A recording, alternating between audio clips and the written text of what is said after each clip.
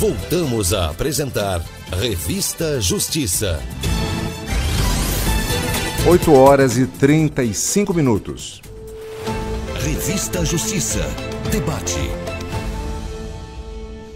No debate de hoje vamos falar sobre um julgamento inédito em que a Terceira Vara de Família de Rio Branco proibiu a divulgação de fotos ou vídeos de cunho pessoal da criança. A Terceira Vara da Família de Rio Branco ela condenou os pais pela exposição exagerada da imagem do filho nas redes sociais. Na sentença, a juíza Maha Masnafi proibiu a divulgação de fotos ou vídeos para além do normal, como em datas especiais e momentos de família. O julgamento foi no âmbito do Tribunal de Justiça do Estado do Acre, o TJAC. Segundo a magistrada, foi identificada a prática conhecida como sharenting, ou seja, quando os pais ou representantes legais praticam superexposição da criança ou adolescente na internet, especialmente nas redes sociais, ao ponto de dividir informações de cunho pessoal. Para debater o assunto, temos em nossos estúdios os nossos convidados de hoje.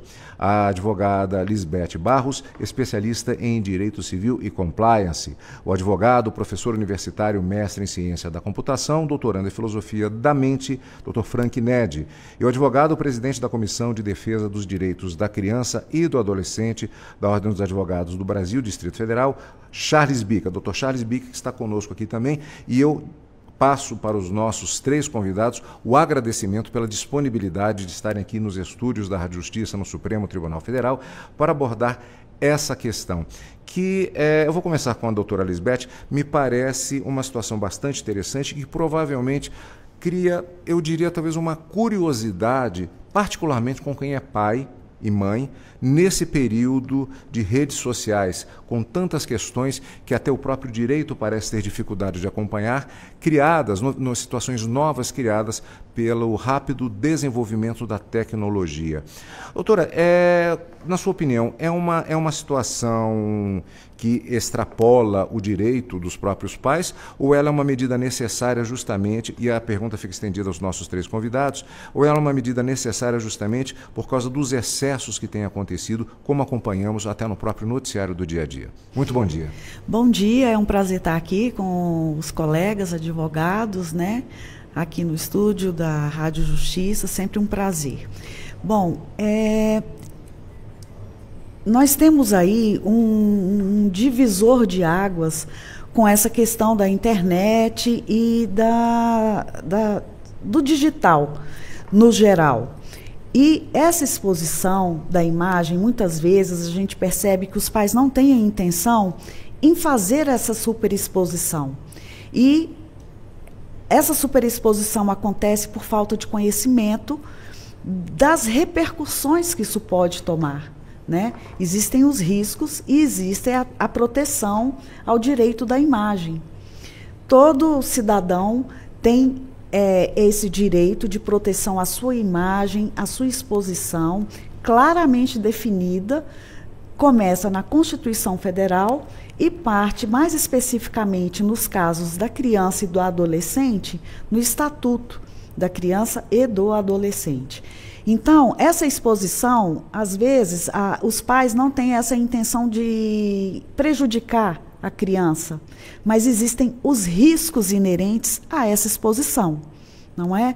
Então, o debate ele é importante, a intervenção do poder público também é importante e campanhas de conscientização nesse sentido, para que esses pais comecem a refletir sobre os cuidados e as consequências dessa superexposição, porque muitas vezes eles veem ali nos filhos uma oportunidade até de ter um ganho, obter um ganho financeiro com os likes, mas o que isso pode repercutir no próprio risco para aquela criança? Então, hoje nós temos alguns projetos de lei em tramitação no Congresso para regulamentar os dispositivos que nós já temos garantidos, tanto na Constituição quanto no Estatuto da Criança e do Adolescente. Doutora Lisbeth Bastos, como eu disse antes de começarmos a entrevista, fique à vontade para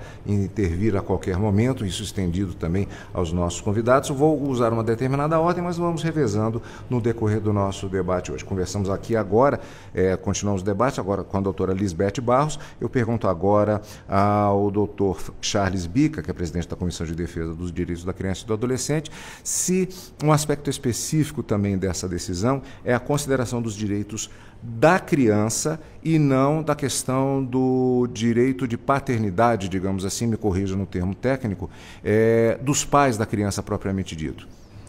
Sem dúvida nenhuma. Bom dia, né, Bom Cadu, e a todos presentes e aos ouvintes da rádio. A prioridade absoluta pela Constituição, está lá muito claro no artigo 227, é a criança. Então, nós, no direito de família, a gente sempre busca o melhor interesse da criança. Então, essa decisão, ela foi baseada ali no artigo 5º da Constituição Federal, protegendo o direito de imagem, também no 17, lá no Estatuto da Criança e do Adolescente, né? Porque, como a doutora está colocando, muitas vezes, Cadu, eu acho que não precisamos nem de ter conhecimento jurídico para não incorrer nesse tipo de situação. Talvez o bom senso ele é um requisito básico para isso aí, porque a juíza deixou muito claro, a decisão foi clara no sentido que situações, momentos de família e datas especiais, não tinha problema. O que ela proibiu foi a exposição, a superexposição excessiva, invadindo a privacidade da criança. No caso específico, era de um conflito com o pai, se eu não me engano, com um dos genitores, acho que nesse caso com o pai, onde estava sendo relatado o tempo todo. Então, impondo esse tipo de constrangimento à criança. Não é aquele pai, aquela mãe, muita gente deve estar preocupada aí assistindo o programa. Peraí, eu coloquei a foto do meu filho na internet, eu coloquei a foto dele no clube. Não tem problema nisso. Eu acho que a forma de usar a internet, a maneira que essa criança está sendo exposta na internet, que pode causar danos psíquicos, danos emocionais, para a vida inteira, né? Doutor Frank Ned, nós não temos, não apenas nesse setor especificamente com relação a fotografias das crianças, mas de uma maneira geral, fenômenos até sociais no sentido da superexposição de todos os indivíduos. Aí eu puxo justamente o termo que foi utilizado no início do nosso programa de hoje, ou pelo menos do debate, sharenting. Não há uma espécie de epidemia, a cabeça das pessoas está funcionando, como bem disse o doutor, para além do bom senso que deveria reger as atividades nas próprias redes sociais? Bom dia aos ouvintes. Bom dia, doutor. Bom dia, doutora Lisbeth. Bom dia, doutor Charles. De fato, Cadu, como já foi colocado pelos colegas, nós temos esse fenômeno social, da hiperexposição, algumas vezes desavisada por falta de conhecimento, outras vezes para uso comercial. E aí, apesar do nosso tema central ser a criança, nós podemos falar dos hipervulneráveis, principalmente, que envolve crianças, idosos, pessoas com necessidades especiais, moradores de rua. Então, toda vez que há essa hiperexposição, nós temos várias dimensões que vão para além do direito. Quando você olha pelo direito, como já foi colocado, a criança é um sujeito de direito e cabe ao seu representante legal, ao seu responsável, proteger essa criança. Então, no sentido de a hiperexposição, principalmente quando essa exposição, como já foi colocado pelo Dr. Charles, é uma exposição que busca o like, busca o engajamento, mais do que você está expondo aquele indivíduo, aquela criança que é um titular de direitos, você também está objetificando. E a partir do momento que você objetifica alguém, e a própria Lei Geral de Proteção Pessoais protege isso, você torna esse indivíduo num algo comercial. E a nossa legislação, como todos, pensar como uma lente jurídica, ela vai coibir essa objetificação do indivíduo, essa é uma dimensão. Agora, a sua questão, ela trata sobre esse fenômeno social. E, de fato, aí nesse aspecto, nós temos uma sociedade que essas tecnologias todas, internet, smartphone, tem uma ideia, o smartphone, esse ano faz 17 anos. Se nós pensarmos em termos etários, uma jovem tecnologia. Então, a velocidade como essas tecnologias vêm permeando a sociedade, muitas vezes não se cria os parâmetros de urbanidade de uso. E a cultura brasileira, em termos gerais, é uma cultura mais aberta à exposição. Porque quando você pensa Europa, França, Reino Unido, Alemanha, você já tem uma sociedade com uma cultura mais cuidadosa com essa hiperexposição. Então, eu acho que, por mais que nós tenhamos todo um arcabouço jurídico, né, e a justiça, é claro, é chamada a intervir quando necessário, a grande ferramenta que já foi colocada aqui na mesa é a educação. Nós conseguimos conscientizar a sociedade que essa hiperexposição, por mais que naquele recorte temporal pode parecer algo interessante, a médio e longo prazo pode criar danos e inclusive violar outros direitos futuros. Então, eu acho que o debate dialoga com esse tema também. Eu vou agora voltar com o Dr. Charles Bica. Nesse sentido, há muitos casos acompanhados pela Comissão da Criança, da Ordem dos Advogados do Brasil, no sentido de, sendo mais direto, da falta de noção de muitas pessoas, de muitos genitores, pais, adolescentes, em relação especificamente à questão dessa divulgação de dados. A Comissão tem acompanhado situações como essa, particularmente em Brasília? A gente tem acompanhado muita coisa que envolve o direito da criança e do adolescente. No último mês agora, o mês de maio, por exemplo, foi com relação ao abuso e exploração sexual de crianças e adolescentes. Nós tivemos uma campanha intensa na cidade, tivemos uma caminhada, ano que vem está todo mundo convidado de novo, já no 18 de maio, então a gente tem ido a escolas, a gente tem um projeto, nós temos o OAB vai à escola, e o OAB vai à escola, advogados voluntários, estamos indo a colégios, várias instituições do Distrito Federal para falar sobre bullying, para falar sobre o cyberbullying, porque isso que está acontecendo, ele pode ocasionar o cyberbullying, evidentemente. Existem decisões que inclusive falam disso, né, em caso de Charity, onde a criança depois ela vai sofrer o bullying, não só o cyberbullying, como o bullying pessoal mesmo, na escola, na família, decorrente de uma exposição excessiva na internet. Como o doutor Frank colocou aqui, eu achei interessante a questão do like. Se a gente parar, é tão absurda a coisa na internet que você vê pai colocando, você vê que aquilo foi fabricado, o pai colocando o filho numa situação onde ele vai se machucar, onde ele vai cair, onde ele vai se sujar todo só para as pessoas. E, por incrível que pareça, um engajamento imenso de curtidas à custa da dignidade, né? Da imagem do próprio filho, né? Eu acho que a gente tem que realmente parar para refletir sobre isso. E é muito importante esse programa estar falando disso. Acho que a doutora Lisbeth tem uma observação. Porque o que o colega Charles, o colega Frank já bem colocaram, né? Essa busca por likes. A preocupação também sobre esse tema é que essa superexposição excessiva, ela pode facilitar, né, que eu acho que está dentro dos riscos de segurança, né, e exposição, a identificação dos locais onde essa criança frequenta, não é, aumentando até o risco da exploração indevida de fotos, informações. E essa exposição nas redes sociais, ela pode facilitar os predadores que estão aí na rede de computadores, né? Nós temos aí um aumento significativo, um recorde histórico que está beirando aí acima de 70% de denúncias de imagens no que se refere ao abuso e à exploração infanto-juvenil na rede de internet. Isso pode abrir caminhos para crimes de pedofilia, da própria pornografia infantil, né? Tráfico de pessoas, tráfico sexual.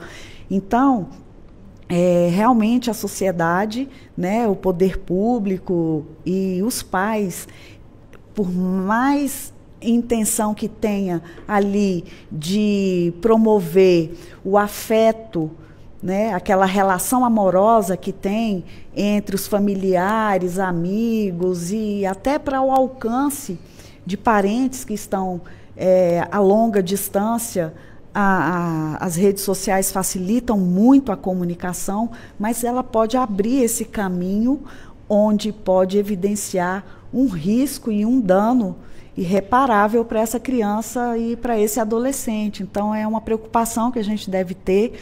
E eu acredito que a ampliação desse debate ele vai facilitar na conscientização dos pais, dos educadores, né, dos amigos mais próximos, dos riscos que esse meio digital ele pode provocar.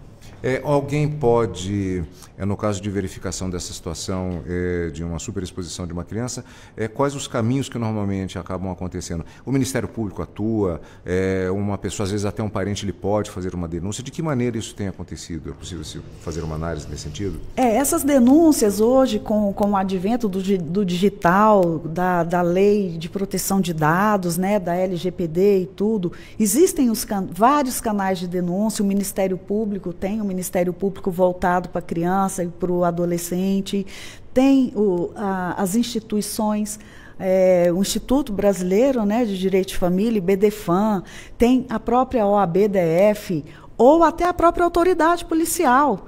Você pode fazer uma denúncia, pode comunicar esse fato para qualquer autoridade e, a depender dessa autoridade, ela vai dar o encaminhamento devido. Tanto que as denúncias, elas aumentaram. Nós temos a Polícia Civil, a Polícia Militar, né? Qualquer autoridade pública, qualquer instituição do poder público e que tenha parceria com esses órgãos também, as denúncias podem ser encaminhadas, podem ser até protegendo os dados desse denunciante para que as providências venham a ser adotadas. O Charles tem uma observação sobre isso. Aqui eu gostaria de citar e também o trabalho aqui no Distrito Federal, da Delegacia de Proteção à Criança e ao Adolescente, uma delegacia especializada, né? E o que a gente não foi falado ali na sentença e não se comentou, eu vi algumas matérias sobre isso, é que nós podemos, e para mim, nós estamos diante de um crime específico previsto no Estatuto da Criança e do Adolescente, que é o do artigo 232, que é quem tem a criança sob sua guarda, autoridade, submeter a criança a situação vexatória ou humilhante. Então, dependendo do caso, esse pai ou essa mãe, porque tem um contexto que a gente precisa separar, acho muito importante, Cadu, é que muitos casais se separam, aí aquela conjugalidade terminou, e parece a parentalidade ela vai ser para sempre, mas eles não conseguem diferenciar. Então, aquela guerra que eles criaram entre eles, aquele casal que não se comunica mais, eles usam os filhos, e isso tem sido cada dia mais comum. Eu trabalhei recentemente num episódio de falsa acusação de estupro de vulnerável, que para mim já é o fim, quando chega a esse ponto já é o fim.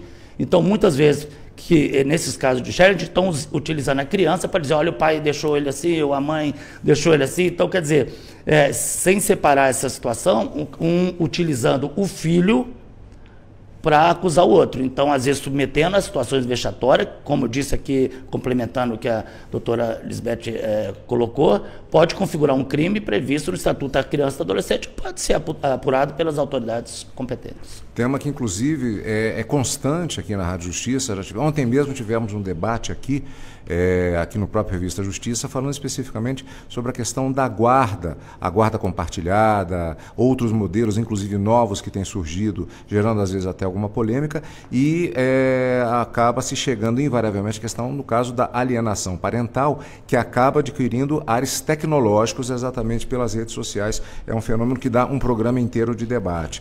Mas eu gostaria de perguntar ao Dr. Frank agora um aspecto específico do ponto de vista tecnológico, que foi puxado também num desses nossos debates, que é a questão do algoritmo.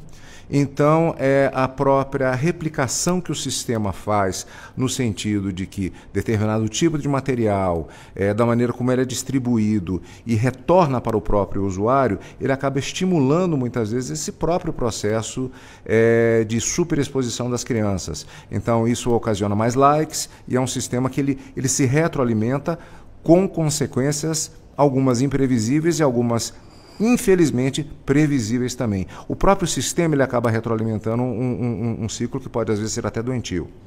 Cadu, você está muito correto na sua colocação, porque, veja, como já foram colocados pelos colegas, a criança, nessa configuração, nessa equação, é a parte vulnerável. A criança não tem ainda maturidade emocional para poder compreender as consequências da hiperexposição da sua imagem, né? Num primeiro momento, então, a criança pode achar aquilo interessante, porque, lógico que tem toda a dimensão do risco do bullying, cyberbullying, mas também tem a dimensão que ela se torna popular. Então, na escola todo mundo reconhece, na rua ela é reconhecida, e isso pode, naquele momento onde a criança está formando os seus laços sociais, ela achar que isso é interessante. Agora, por outro lado, quando você traz a questão dos algoritmos, né, a gente não pode perder de dimensão que esta é uma memória que não vai ser apagada, que vai estar permanentemente disponível na rede. Então, quando você tem uma exposição de um ambiente muito íntimo da família, por exemplo, quando você tinha isso num momento histórico, onde você não tinha a possibilidade de registrar, aquilo ali virava um folclore da família, que quando a família se reunia, lembrava daquele fato, ria, até brincava com aquilo. Agora, a partir do momento que você tem uma hiperexposição o tempo todo projetando isso nas redes, você está criando uma memória que daqui 5, 10, 15, 20 anos aquilo vai permanecer. E aí o indivíduo, a criança, a gente está falando aqui desse tema, quando ela cresce, essa perseguição ou esse reconhecimento permanente na sociedade, perdendo até mesmo a possibilidade do anonimato, gera ou pode gerar constrangimentos. Ou seja, aquele indivíduo que não consegue mais transitar no mundo de forma anônima. Aonde ele vai, é lembrado por aquela coisa que aconteceu na infância dela, quando ela brigava com o pai. E aí, quando ela cria uma maturidade, ela pode já não gostar de ser lembrada por esse motivo. E para além disso, a doutora Lisbeth já colocou isso também, doutor Charles, é o risco, né, de você ter os predadores sexuais, as quadrilhas, capturando não só a imagem, mas a voz, e com as inteligências artificiais, manipulando esse conteúdo e gerando outros conteúdos, expondo aquela criança numa situação muito mais gravosa ainda. E aí como é que você tira isso da rede? Aquela criança, depois de adulto, que tem aquela imagem circulando, vinculada à identidade dela, como é que depois ela consegue retirar isso dessas redes de predadores? Por mais que seja uma imagem falsa, está ali a verificação e a circulação na internet. Se isso com adultos tem acontecido, com pessoas famosas, que dirá com relação a uma criança, e isso acaba tendo efeitos justamente no próprio desenvolvimento. Eu quero voltar nessa questão, daqui a pouco temos intervalo, eu vou deixar um pouco mais para o segundo bloco. Eu tenho uma informação aqui que confirma que esse é um debate que ele não está presente só no Brasil, mas em todo o mundo. Matéria publicada aqui, citando a fonte, no portal G1, diz o seguinte: França quer proibir pais de postar fotos dos filhos nas redes sociais. Aliás, a matéria vem bem a calhar no sentido de que eu poderia ter usado essa informação perguntado, mas ela está presente aqui, sobre a definição do termo sharing, que vem de to share, compartilhar, e parenting, parentalidade. O dado que me chama a atenção é um número que diz que aos 13 anos de idade, dado divulgado pela Comissaria da Infância na Inglaterra, aos 13 anos de idade, cada criança já possui, em média, cerca de 1.300 fotos circulando na rede, segundo, inclusive, alertou uma ativista pelos direitos infantis, Anne Longfield, em um relatório de 2018, exatamente quando atuava como comissária da infância na Inglaterra. Eu acho que a idade vai passando, os cabelos vão ficando brancos, eu brinco muito com isso a partir da câmera do YouTube que nós temos aqui na transmissão, mas assim, certas informações me dão um pouco de saudades do tempo em que você nascia, crescia e tinha apenas aquele álbum com algumas poucas fotografias. 1.300 fotos, por mais bem intencionadas que sejam, mesmo restritas aos momentos de aniversário com os parentes, como foi dito na própria sentença, mas ainda é uma exposição muito grande de qualquer maneira, não é, doutora? Sim, e como bem colocou o doutor Frank, né, isso gera prejuízos à dignidade da criança, principalmente no desenvolvimento psicológico e social. Nós temos uma psicanalista que trabalha muito essas questões, que ela se chama Cláudia Prete. E ela afirma que a exposição atende a uma necessidade dos próprios pais e não dos filhos. Aí é onde entra o poder público e as instituições que pesquisam e que se preocupam com essa superexposição. O poder público, nós já temos um PL, um projeto de lei em tramitação, para garantir a essa criança e ao adolescente, como bem colocou o doutor Frank, o direito ao esquecimento. Nós não temos isso regulamentado, né? Porque se torna crucial, porque as informações postadas, elas têm uma dificuldade para apagar e para retirar da rede de internet, né? E elas se proliferam rapidamente. Essa reportagem que você acabou de ler, ela diz que é uma facilidade de um clique. Às vezes a gente está aqui para fazer uma fotografia, a pessoa pode tirar várias fotos, não é? Então, essa facilidade que nos trouxe o digital para a ampliação da informação, a gente precisa realmente parar para refletir, porque isso traz transtornos. Pode trazer transtornos, aí já vem o aspecto psicológico, o bullying, como bem mencionou o colega. Isso tudo pode gerar até doenças que vão precisar dessa criança no desenvolvimento dela.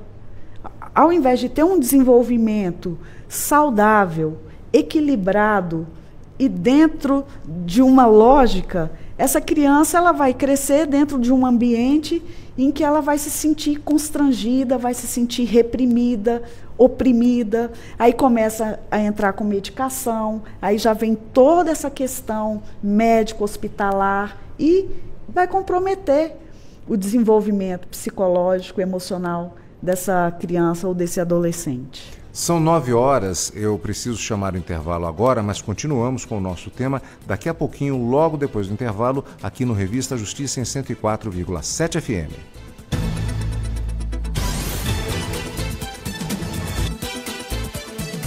Estamos apresentando Revista Justiça. Rádio Justiça Brasília, 104,7 FM. ZYS 898, Rádio Justiça Brasília, FM 104,7 MHz, 20 kW de potência, uma emissora do Poder Judiciário do Brasil. O Supremo Tribunal Federal realizará audiência pública no dia 10 de setembro de 2025. Convocada pelo ministro Gilmar Mendes, a audiência pública tem como objetivo discutir a pejotização em contratos de trabalho. Entidades interessadas em participar deverão se inscrever até o dia 10 de agosto pelo formulário eletrônico no site www.stf.jus.br. Rádio Justiça Brasília, 104,7 FM. Sintonize seus direitos. Agora você pode tirar dúvidas sobre os serviços e a atuação do Ministério Público Federal por meio de uma videochamada no aplicativo Zoom. O novo formato de atendimento já estava disponível como projeto piloto em 3 estados, no Distrito Federal e na Procuradoria-Geral da República. Mas o serviço foi ampliado e cidadãos de todas as outras regiões do país também poderão tirar dúvidas online com servidores das procuradorias de cada estado. Para solicitar o atendimento, basta acessar o site www.mpf.mp.br/MPF Serviços, sem o cedilha. Clicar na opção Atendimento Virtual e, em seguida, escolher a Procuradoria do seu estado e clicar no link do Zoom correspondente no canto direito da tabela. Em computadores, o serviço pode ser acessado diretamente pelo navegador de internet, sem a necessidade de instalar o aplicativo Zoom. Em celulares ou tablets, o aplicativo deve ser instalado antes de acessar o site. Confira o horário de atendimento do seu estado. E se tiver dúvida, conte com a gente. Rádio Justiça, Brasília, 104,7 FM.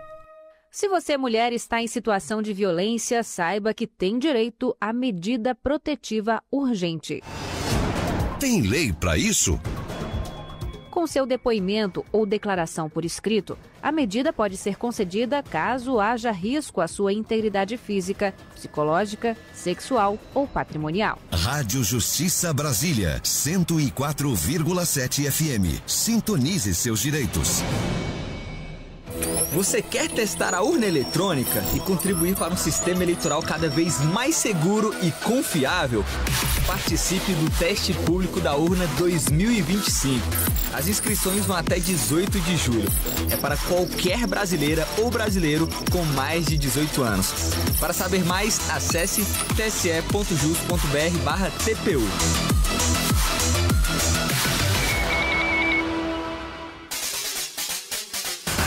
De segunda a sexta-feira, a partir do meio-dia, você acompanha aqui em 104,7 FM o Jornal da Justiça. O noticiário do Poder Judiciário repercute as principais decisões de todo o país, com a participação de especialistas. Repórteres dos tribunais fazem um giro, ao vivo, trazendo as notícias mais quentes do dia. Rádio Justiça, 104,7 FM. Sintonize seus direitos. O futuro do planeta depende das ações de hoje. Por isso, o Ministério Público Federal está presente de norte a sul do país, defendendo um direito de todas as gerações: viver em um ambiente equilibrado, saudável e sustentável. Acesse mpf.mp.br/guardião-do-futuro e descubra como o MPF atua na defesa dos biomas brasileiros e na proteção dos povos que vivem em harmonia com a terra. MPF, Guardião do Futuro, protetor de direitos. Rádio Justiça. Sintonize seus direitos. Rádio Justiça. Brasília, 104,7 FM. Faixa jornalística.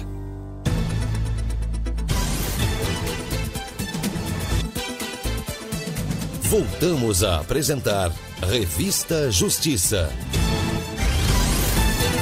9h05, estamos falando a respeito da questão, no nosso debate de hoje, sobre a divulgação de fotos ou vídeos de cunho pessoal das crianças a partir de decisão da terceira vara da família de Rio Branco, que condenou os pais pela exposição exagerada da imagem do filho nas redes sociais. Só que essa questão da internet ela acaba tendo diversos desdobramentos. Inclusive, nesse sentido, eu gostaria de perguntar ao Dr. Frank Ned com relação a... Eu lembro que foi um debate até que nós já tivemos aqui, quando estamos falando especificamente dos pais, mas às vezes os próprios pais no mundo inteiro parecem estar um pouco perdidos em relação a essa situação.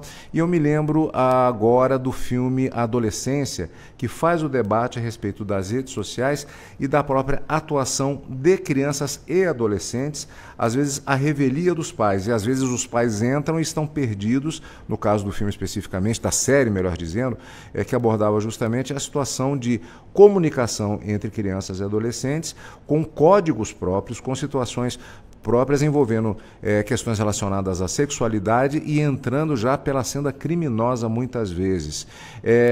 Insisto na pergunta, os pais, tanto esses que fazem o sharing, a divulgação excessiva, quanto aqueles que tentam acompanhar os filhos, eles estão perdidos, na verdade.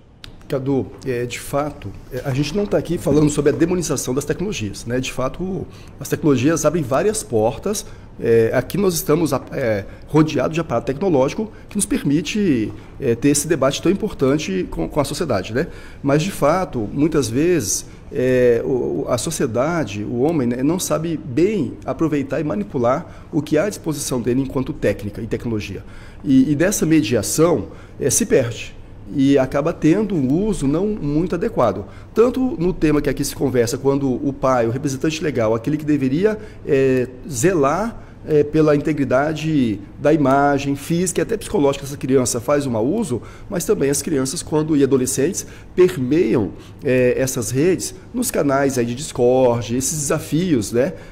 Colocar fogo em alguém e televisionar, fotografar a própria família em momentos íntimos, né? Íntimo de intimidade profunda, e colocar isso na rede, e as crianças numa espécie de game vão ganhando ponto com essas coisas todas, mas porque justamente não tem a maturidade emocional para compreender a repercussão disso. E aí entra ali o papel dos pais para poder coordenar, acompanhar, orientar. Essa é uma dimensão. Eu queria só resgatar um ponto, porque a gente está falando aqui de exposição de imagem. Agora, veja, você é um comunicador e conhece esse tema melhor que eu. Obras ficcionais, um ator, né, que representa ali numa novela, um papel. Esse ator não é incomum, a gente vê relato da perseguição que ele sofre na rua. Porque a partir do momento que você coloca no mundo um conjunto de imagens, você perde o controle sobre aquilo. Você perde o controle da interpretação que as pessoas vão dar aquilo e aos recortes. Então veja que se uma obra ficcional, onde um ator que exerce lá um papel, como por exemplo o agressor de mulheres, ele depois, que é um papel ficcional, ele sofre uma perseguição, imagina a imagem de uma criança adolescente do ambiente real, que é exposto, qual é a consequência que isso gera amanhã depois. Nós temos alguns estudos, por exemplo, de jovens, né, que foram objetos de meme. Um que é muito clássico é aquele Acabou, Jéssica. Né, aquela jovem tem um estudo onde ela tem vários transtornos emocionais, porque aquilo ficou tão marcado na vida dela que até hoje ela tem acompanhamento médico em virtude dos transtornos. Então, nós temos assim várias dimensões. Então, não querendo prolongar muito, mas conversando assim muito diretamente com as famílias, né, que o programa alcança, a importância dessa chamada reflexão. Quer dizer, eu parar e pensar, aonde vai parar essa imagem? O que pode ser feito? Eu não tenho controle. E aí, então, eu tenho que zelar, cuidar, não só da exposição, mas o que as crianças também estão fazendo na rede.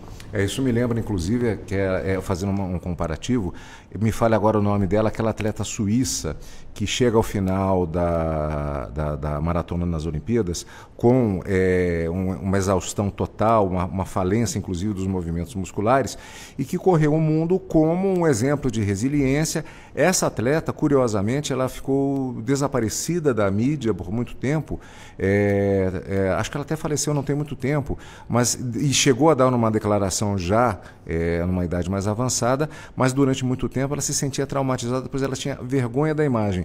Curiosamente, uma imagem que era manifestada como exemplo de resiliência, para ela, pessoalmente, era motivo de um tipo de vergonha. Faço até uma comparação em relação à Jéssica, falamos sobre isso aqui também, e eu lembro que eu cheguei a fazer o seguinte comentário, que eu gostaria que a Jéssica estivesse me ouvindo e dizendo assim, Jéssica não, a menina que falou Jéssica acabou, essa frase foi muito usada por muita gente em situações do dia a dia, como alguém que finaliza uma situação de agressão, tipo, é isso que você pode fazer comigo? E ela não tinha consciência da utilização disso, pelo visto, não sei como é que está agora, e na verdade, intimamente, ela tinha vergonha daquela situação. E aí vem tópico que foi abordado já no primeiro bloco, justamente, às vezes os pais, na boa intenção, acham que aquilo vai ser uma coisa extremamente positiva para ela, que... Me lembro de outra situação no cartório, o pai tentando colocar o nome no filho de Osama Bin Laden da Silva, no auge do terrorismo, nesse sentido do combate ao terror, e o funcionário do cartório dizendo, não faça isso com seu filho assim. Não, doutor, ele vai ser famoso. Então, uma visão distorcida, um viés por parte dos pais em relação aos efeitos que eles acham que seriam benéficos. E aí eu resgato justamente uma fala do primeiro bloco da doutora, a necessidade de campanhas, como o doutor Charles Bica também falou. Os pais, pegando outro gancho também, parece que estão perdidos, é necessário o esclarecimento dos próprios pais em relação a essa questão que envolve a parentalidade. Isso, porque nós temos a responsabilidade civil envolvida nessas questões e que os pais não têm conhecimento, né? Então, a responsabilidade civil, ela é objetiva, ela independe, né, de culpa, não precisa ter a culpa, bastando apenas o nexo de causalidade. Causou o dano, a superexposição, cabível uma indenização, não é? Então, assim, os pais, eles podem ser responsabilizados, tanto civil como criminalmente, por danos morais causados aos filhos por publicações constrangedoras, né, ou vexatórias na rede de internet.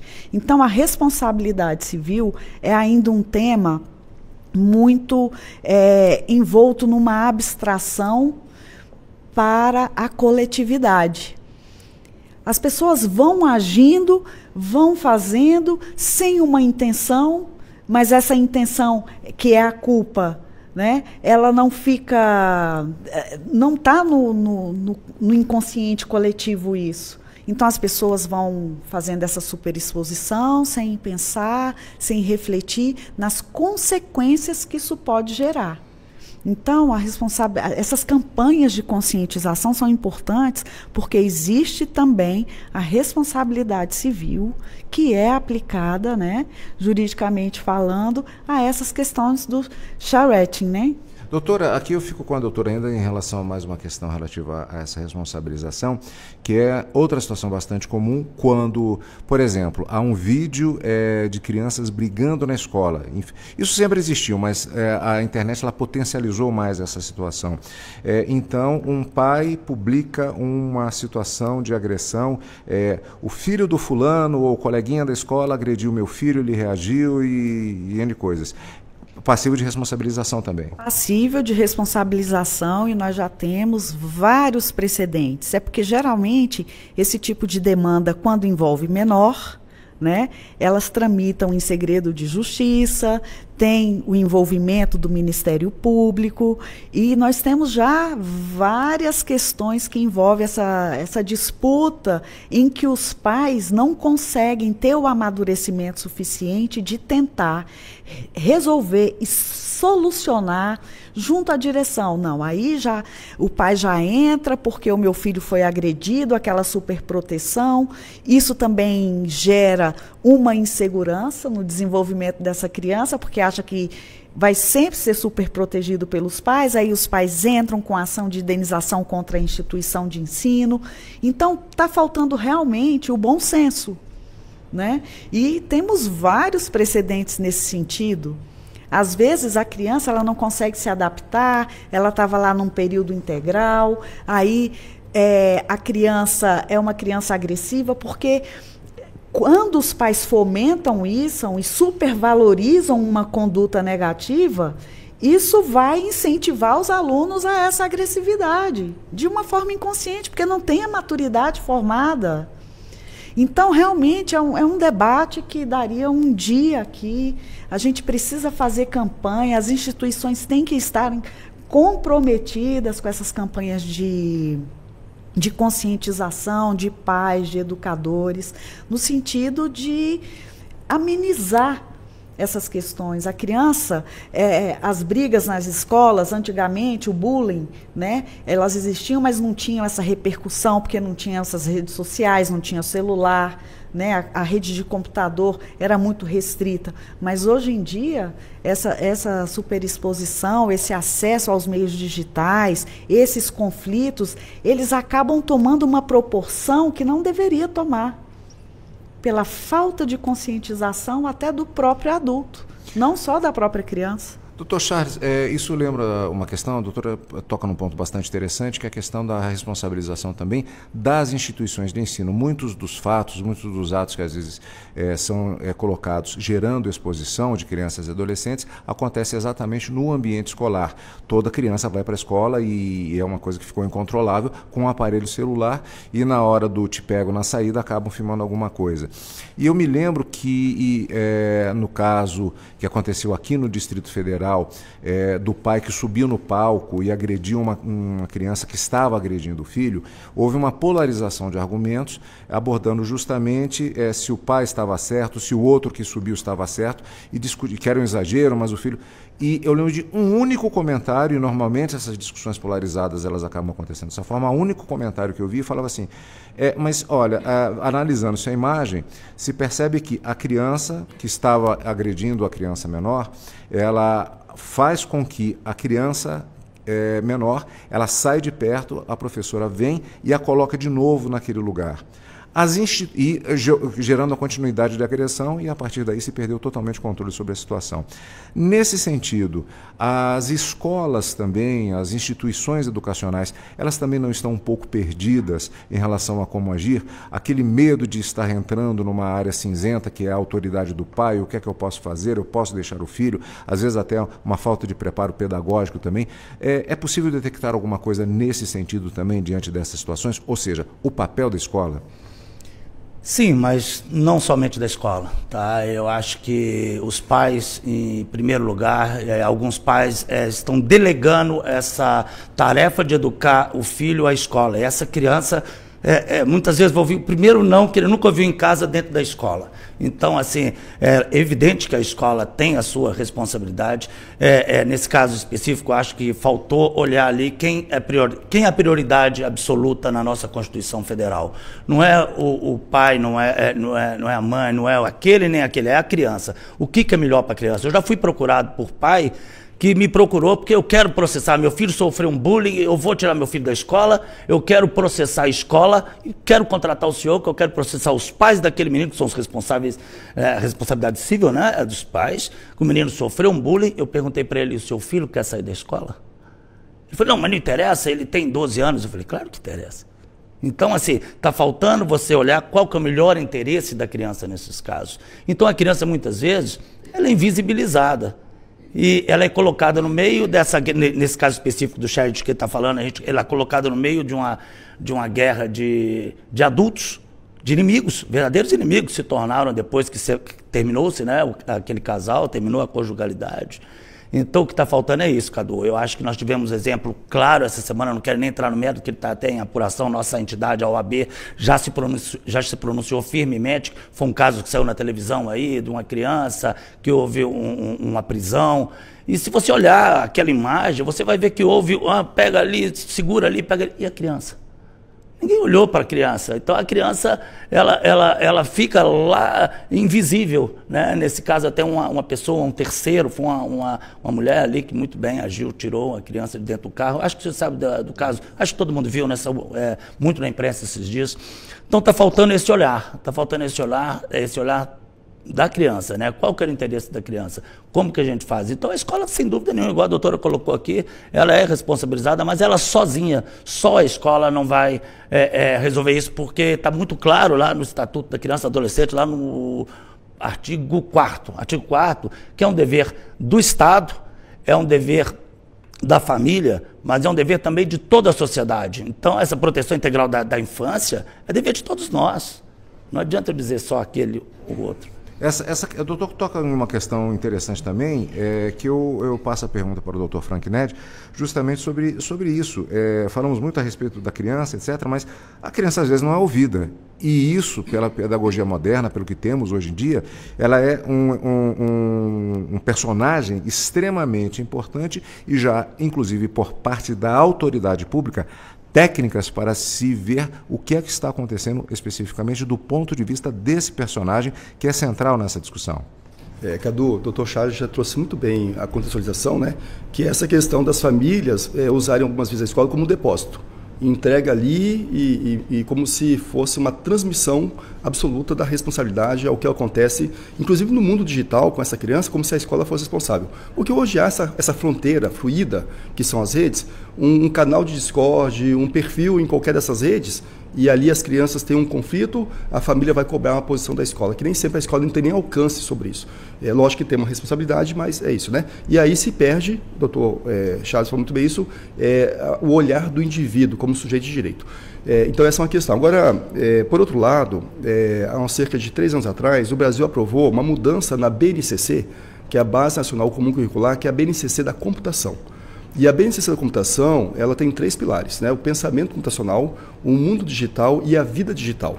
O que significa isso é que hoje, desde o primeiro momento que a criança já tem um contato com a escola, existe dentro da estrutura educacional todo um aparato também previsto, assim como se aprende física, matemática, química, onde você também aprende, por exemplo, no pilar da vida digital, a interagir nesse mundo digital. E essa interação é questões como você não pode fazer, por exemplo, cópia de trabalhos da internet, mas também de como que você resolve problemas usando a rede, mas principalmente como que você deve se comportar na rede. Quer dizer, a rede é uma grande praça pública.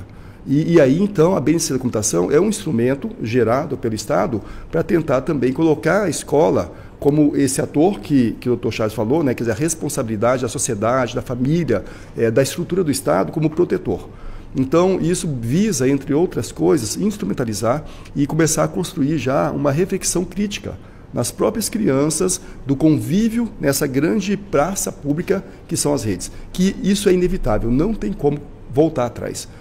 O Estado, que se hoje aqui nós achamos que é muito, isso só vai aumentar. Está vindo uma onda de novas tecnologias com inteligência artificial que vai permear profundamente a sociedade. Já está permeando, mas é muito maior do que isso. Então nós temos de fato que despertar a consciência nas famílias, nas estruturas da sociedade, nas crianças, né? Porque, eu encerro aqui, porque muitas vezes o que acontece, o Dr. Charles tocou isso, a doutora Lisandro também, é que os próprios pais não sabem lidar com isso. E ao não saber lidar, porque até para os pais é uma novidade, essas crianças são muito boas em tecnologia, ele tenta delegar isso para a escola ou para outras estruturas. E aí vai se perdendo, né, essa dimensão do limite das responsabilidades de cada ator. Eu pego esse gancho com a doutora Lisbeth agora exatamente. Com esse domínio técnico que as crianças, inclusive, elas já têm notoriamente hoje em dia, ela faz, então, uma criança pega, por exemplo, aleatório, uma imagem de um coleguinha e faz um deepfake, monta alguma coisa, ou, menos tecnológico, ele faz uma determinada imagem e publica. É menor de idade, ele tem um pai responsável. Como é que fica a responsabilização civil na publicação feita pela criança? Responsabilidade dos pais. É os pais que vão responder por isso, porque o menor, ele não tem a capacidade postulatória, em razão da menoridade civil. Então, se a criança adota uma postura como essa e realiza a exposição de um terceiro, e isso é uma exposição que vem a prejudicar, responsabilidade diretamente vai atingir a esse pai. Por isso que o que o Dr. Frank falou é muito importante, que é o trabalho de conscientização. É um trabalho cultural. Então, nós estamos nesse momento, porque é um caminho que realmente não tem volta. As redes sociais estão aí, a internet, a globalização das informações, essa questão da inteligência artificial está avançando numa velocidade que nós, né, não temos a capacidade de acompanhar toda essa evolução tecnológica se não formos um profissional da área digital. Então, esse trabalho de conscientização, ele é extremamente importante, até os pais ali, na hora de expor, numa conversa que tiver com seu filho, olha, vocês têm que tomar cuidado com essa questão de exposição, brincadeiras, porque o papai e a mamãe, se por acaso acontecer alguma coisa que não é legal, o papai e a mamãe vai responder um processo, isso pode gerar alguma consequência que pode vir a tomar repercussões que a gente não tem ideia, como bem colocou o Dr. Charles, né?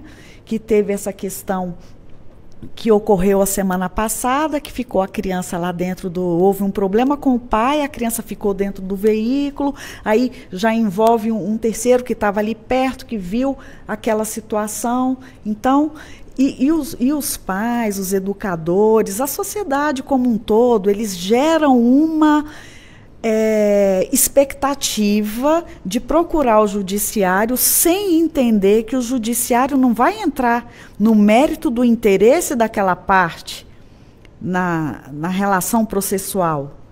O judiciário, ela vai se preocupar exatamente como é que fica o interesse da criança nessa questão, como são nos conflitos familiares. Né? Naquelas demandas onde os pais entram para regulamentar uma visita, uma questão de alimentos, num caso de separação ou de conflito em que a convivência em comum ela fica impossibilitada. Então, geralmente, os adultos que não são profissionais da área jurídica, eles criam uma expectativa, eu vou ganhar porque o meu direito é melhor. Não é bem assim. Quando tem um menor envolvido nas questões, tem o Ministério Público, que atua como fiscal da lei, e o juiz, ele vai se ater especificamente aos interesses daquela criança que está envolvida ali. O doutor Charles Bica falava a respeito justamente de casos referentes e que acabam utilizando a internet, potencializando uma situação que ela já por si só é complicada, particularmente no caso da alienação parental. Quando falamos a respeito dessa discussão de falsas acusações que são judicializadas, há primeiramente a intenção de tentar se verificar se a acusação tem alguma base. Mas eu pergunto, cabe, já passando para uma outra esfera, um pedido de indenização, além da responsabilização criminal, em caso de falsa acusação envolvendo particularmente criança, menor, e principalmente se ela estiver na guarda de algum dos genitores? Sem dúvida alguma, Cadu. O direito de família, ele não pode ser considerado como um escudo para a prática de atos ilícitos, de forma alguma. Eu comecei a estudar isso há uns 15 anos atrás, quando eu estudava o abandono afetivo, que é o abandono de filhos. Muita gente fala, não, isso é uma questão da família, isso é uma questão, não se mete a colher, né? A gente viu que o direito da mulher evoluiu muito e todo mundo está metendo e tem que meter mesmo a colher. E no caso da criança ainda parece que tem uma nuvem em cima disso tudo, né? Não, você não pode praticar ato ilícito em nome do direito de família. Então, a responsabilidade civil é plenamente cabível.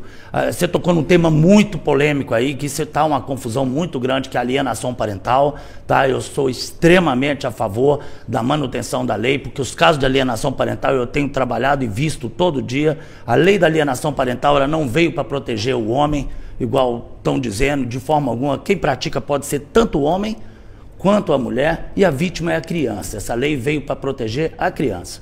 Então, muitas vezes, quando acaba essa conjugalidade, né, e o casal não entende que a parentalidade vai continuar, vale tudo, como eu estou te dizendo. Vale desconstruir a imagem do filho, nesse caso do sharing, expor a criança em situações vexatórias, expor a criança ao ridículo, vale a acusação falsa de estupro, parece que está valendo tudo. Então, assim, a responsabilidade civil tem que estar presente também nessas situações. Então, não existe nenhum óbice. Recentemente fizemos um debate aqui a respeito de um instituto que ele tem sido utilizado, é chamada a utilização desse instituto, que é chamada Justiça Restaurativa, no sentido de, vamos indicar, às vezes até o próprio Ministério Público pode fazer isso, no sentido do, vou popularizar a situação. Para tudo, senta aqui e vamos conversar a portas fechadas sobre o que é que está acontecendo. Pode ser uma forma eficiente de se tirar a emoção e se fazer uma preparação no sentido de se tirar essa carga emocional que existe nessas situações, na opinião dos doutores. Eu faço a pergunta, eu vou deixar em aberto para os três. Já que os dois já falaram, vou passar para o doutor Frank aqui. Cadu, de fato, esse conceito da justiça com multiportas é um conceito cada vez mais presente e, como já foi colocado pelos colegas, nem tudo se resolve dentro do âmbito puramente processual. Vou ingressar com uma ação, porque é isso que foi colocado. A ação, muitas vezes, esquece a criança. E está ou buscando ali uma restituição financeira ou outra questão. Então, a justiça multiporta, onde você cria esse espaço, esse ambiente, para que se possa trazer a reflexão, os adultos, sobre aquele fato e resolver consensualmente, de fato, é um caminho que eu acho que é um caminho que ajuda até a tornar a sociedade mais saudável. Porque o mundo processual é um mundo de conflito. É uma parte litigando contra a outra. Ali não é um mundo que no final você vai ter ambas as partes satisfeitas com a solução. Naturalmente você vai ter um satisfeito e o outro insatisfeito. Agora, quando se abre esses espaços da justiça multiporta, é muito importante, sim, para criar uma sociedade que amplie o diálogo, que é o que falta hoje, porque hoje em dia qualquer questão é questão de justiça, todos aqui somos advogados, estamos conversando com o público jurídico também, e já sabemos que nem sempre esse é o melhor caminho, principalmente pensando no interesse da criança. Agora, se me permitir, eu queria ver um outro lado da moeda, porque aqui muito estamos falando assim da exposição da criança, mas um fato também que vem ocorrendo muito, e já foi trazido por ti no debate, é quando a criança é o vetor da exposição. Então a criança vai lá e tira uma foto do professor, tira a foto do coleguinha e coloca isso. O doutor Charles é especialista no ECA e nós sabemos que no ECA, criança não comete crime, mas comete o ato infracional. E há previsão ali também para chamar essa criança à responsabilidade. Então, por exemplo, recentemente tivemos um caso que a criança criou um perfil em nome da escola falando que ia promover um banho de sangue na escola. E isso começa a permear, fica um pânico naturalmente, e quando você rastreia e identifica aquela criança, ela vai ser chamada à responsabilidade dentro do que há de previsão no ECA. Então, eu acho que é importante também os pais terem essa consciência, no sentido de monitorar o que as crianças estão fazendo e aonde estão percorrendo no digital. Porque, eventualmente, lógico que há uma responsabilidade ali objetiva dos pais, mas as crianças podem ser chamadas à responsabilidade. O doutor Charles pode me corrigir, doutora Lisandra, mas também a justiça cada vez mais vem aplicando as provisões do ECA quando a criança também extrapola o uso desses recursos. Doutor Charles? Eu queria fazer um complemento ao início ali, que quando você trouxe essa questão de outras formas de resolver esse conflito, que como muito bem a doutora Lisbeth estava colocando aqui, se você não consegue resolver, esse casal não consegue resolver um problema da família deles, eles acham que o juiz que vai ser a pessoa que vai ter a solução mágica para isso. Gente, é muito mais fácil resolver entre esse ex-casal, vamos dizer assim, Alguns se tornam até inimigos. E tem algo muito novo que eu queria trazer aqui para a discussão, que posso garantir que grande parte dos ouvintes não sabe, que são os planos de parentalidade. Os planos de parentalidade são algo muito novo que está chegando aqui no Brasil, no direito de família, que é uma maneira daquele casal, um especialista que, lógico, vai fazer aquele plano, que quando ele separa, ele fala assim, ó, esse apartamento fica para você, esse carro fica para você, e tem uma preocupação muito grande com o patrimônio, e faz aquela regulamentação básica de visitas, vamos dizer assim, né? Esse termo, ó, vai visitar, guarda 3 dias na sua casa, compartilhada, isso é o básico. Mas não, eu estou dizendo de algo muito além disso. Plano de parentalidade é o que nós vamos fazer com nossos filhos. Nós não somos mais um casal, mas seremos pais deles eternamente. Nós vamos fazer o quê? Como é que ele vai seguir? Ele vai estudar onde? Nós vamos incentivar a religião? 1 milhão de detalhes que vão minimizar a possibilidade desse conflito, de ocorrer a alienação parental, de ocorrer o sharing, de ocorrer outros tipos de violência. Então, o direito, do mesmo jeito que a gente tem essas situações ocorrendo na internet, a inteligência artificial, por um lado, acelerando e causando esses danos, nós, profissionais do direito, todos, e profissionais da área da psicologia e outras áreas afins, né, com essa interdisciplinaridade do direito de família, nós estamos buscando soluções. Então, nós podemos, sim, terminou ali, estabelecer um plano em comum acordo com várias obrigações, né, a serem seguidas por esse casal. Era só esse detalhezinho que eu queria acrescentar aí a essa parte que você falou de fazer essa composição para não desaguar no Poder Judiciário. Doutora Lisbeth, aqui temos até 2 questões já, né? Justamente essa questão. Na verdade, essa colocação que foi feita desse plano de parentalidade, a questão das medidas, não sei se aplicaria socioeducativa, seria um exemplo, tá? Que pode ser aplicado com relação à criança numa responsabilização. Sua opinião, doutora, com relação a esses aspectos específicos? Essas medidas socioeducativas, né, são aplicadas no âmbito administrativo. Obviamente que os pais também se envolvem nisso. E o que o doutor Charles colocou me surpreendeu, esses planos de parentalidade, né, no momento novo. Pois é, algo muito que tá novo. Começando agora. Essa produção já nota isso para ser um debate para a gente aqui, tá? Planos de parentalidade, muito interessante, porque eu acho que o nosso debate caminhou para isso. O pai e a mãe, quando entram em conflito, eles ficam pensando logo em judicializar e colocar o juiz para resolver a questão deles. Só que não é à toa que a imagem da justiça tem a máxima que a justiça é cega. E a judicialização, muitas vezes, ela piora a situação. Por quê? O judiciário, ele tem uma limitação, o juiz tem uma limitação. Então, as partes, elas criam aquela expectativa de que o homem da capa preta, o homem que tem um poder da caneta na mão, vai resolver o meu problema, achando que aquele juiz, aquele magistrado, vai se envolver emocionalmente com aquela questão, e não vai. Judicializar, muitas vezes, não é o melhor caminho. Por quê? Qual é o papel do juiz? Uma coisa que também a coletividade não consegue perceber, porque não tem essa sensibilidade. O juiz, ele vai aplicar a lei ao caso concreto. É frio, é cego. Ele não vai tomar partido nem de um e nem de outro. Então, a solução dos conflitos, a sociedade também já está evoluindo, né, para isso. Tanto que a gente já tem aquelas legislações em que determinados conflitos você já consegue dar a solução num cartório extrajudicial, não precisa necessariamente judicializar. Se não tem litígio e não tem menor envolvido, você pode ir num cartório extrajudicial, num cartório de notas, e fazer um divórcio, uma separação.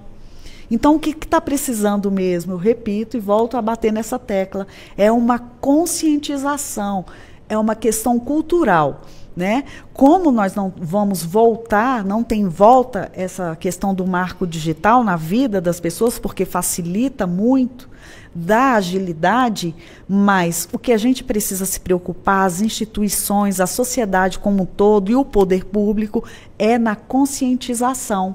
E fazer o possível para acalmar os ânimos. muitas pessoas nos procuram como advogados, a gente sofre uma pressão muito violenta.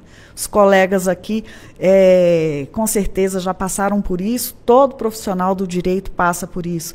Nós somos pressionados, às vezes, por um cliente que chega naquela ansiedade e passa todo aquele estresse e acha que o advogado está ali para dar aquela solução, e a pessoa está imbuída daquele sentimento de vingança.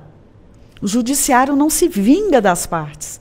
O judiciário vai aplicar a lei ao caso concreto. Então, é muito importante que os profissionais do direito também tenham essa sensibilidade para quando a parte vier com aquela intenção, que grande parte nos conflitos de família é isso. Eles acham que o direito de família é o direito de vingança. E eu sempre prego isso, não é o direito da vingança. O juiz vai aplicar o seu caso, a legislação, ele não vai se envolver. E eu acho que esse é um aspecto que a gente também deve se preocupar e esclarecer quando o cliente te procura querendo se vingar daquele par que o relacionamento já não subsiste mais. Um ponto específico que já foi abordado antes, mas eu gostaria de reforçar um pouco, eu vou para aqui com o Dr. Frank, é sobre, no caso da hiperexposição, os predadores que acompanham as redes sociais, Instagram, fotografias, etc., e às vezes tem uma facilidade até de contato com relação àquela criança especificamente, com N formas de fazer isso. Já se abordou isso, mas nunca é demais falar. O que o pai que faz a colocação das fotografias na internet, quando o filho já está adolescente ou mesmo criança já operando um celular, começa a ter o contato de um suposto coleguinha e aquela situação é suspeita.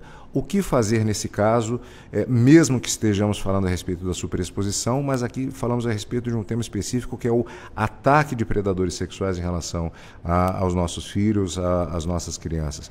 O que é que se recomenda na situação como essa?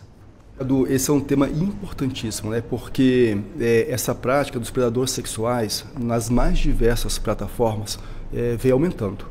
Porque as plataformas, ela é um canal direto desse indivíduo com uma criança, um adolescente que não tem maturidade emocional. E é claro que ele não vai se apresentar como um adulto, ele vai se apresentar também como uma criança, usando uma foto de criança, usando um bonequinho, com uma conversa como se criança fosse, porque ele está usando uma prática chamada engenharia social para conquistar a confiança daquela criança, para depois escalar isso para outros pedidos. Então ele começa ali num game, né?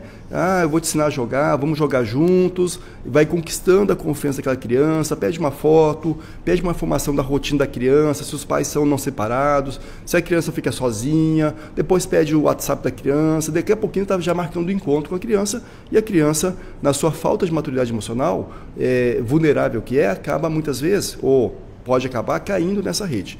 Aí entra o papel dos pais, e aí com a medida de acompanhar as crianças no mundo digital. Isso é inegociável, né? Mas eu não gosto de Instagram, eu não gosto de TikTok, eu não gosto dessas coisas, não gosto de game digital. Mas se seu filho está no ambiente digital, é uma obrigação legal, inclusive, você também está lá. E aí, esse estar, ele não só é uma ferramenta para poder acompanhar o que acontece com aquela criança no mundo digital, mas também pode ser uma ferramenta para fortalecer os laços. Quando o pai se propõe, e aí tem que ter a paciência de vamos explorar isso aqui juntos. Me ensina como é que é esse game, me ensina como é que é essa plataforma. Então ali você também abre uma porta, porque naturalmente surge um conflito, né, até de vocabulário, quando a criança vai ganhando e conquistando a sua independência em relação à família. A criança começa a dominar um outro vocabulário, e quando esse vocabulário é no digital, não é incomum os pais não terem esse vocabulário. O que é uma e-girl, um e-boy? O pai, o que é isso? E daí me ensina o que é isso. Então, esse estar presente, quer dizer, eu dei um celular para o meu filho, mas somente ele tem acesso com reconhecimento facial. Isso não pode existir. O pai tem que estar presente nos espaços digitais. Eu acho que a principal medida é o pai estar junto com a criança presente nos espaços digitais, e tendo isso como uma alavanca, uma ponte para fortalecer o diálogo com essa criança e ensinar também a se proteger. Então, se alguém te procurar, procura o papai, conversa comigo, não vai passando informação.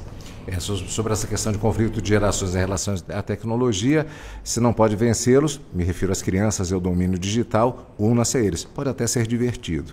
E para combater justamente essas situações que estamos falando hoje. O nosso tempo já está sendo finalizado, eu ia até tinha outras perguntas a fazer também, mas nós temos que prosseguir com o nosso programa Revista Justiça. O debate, eu sempre digo, ele não se encerra por aqui, são questões extremamente importantes. Surgiram, como sempre, novidades aqui em relação à aplicação da justiça, de dispositivos que podem ser utilizados dentro do aspecto específico aqui do nosso debate. Agradecendo a participação dos nossos convidados de hoje, o advogado-presidente da Comissão de Defesa dos Direitos da Criança e Adolescente da OABDF, Dr. Charles Bica, o Dr. Frank Ned, advogado, professor universitário, mestre em Ciência da Computação, doutorando em Filosofia da Mente, e também a doutora Lisbeth Bastos, especialista em Direito Civil e Compliance. Falamos a respeito desses temas importantes aqui. Muito obrigado pela participação de todos e já renovado o convite para aprofundarmos questões hoje levantadas ou outras que surjam envolvendo os temas relacionados ao direito. Muito obrigado pela participação de todos.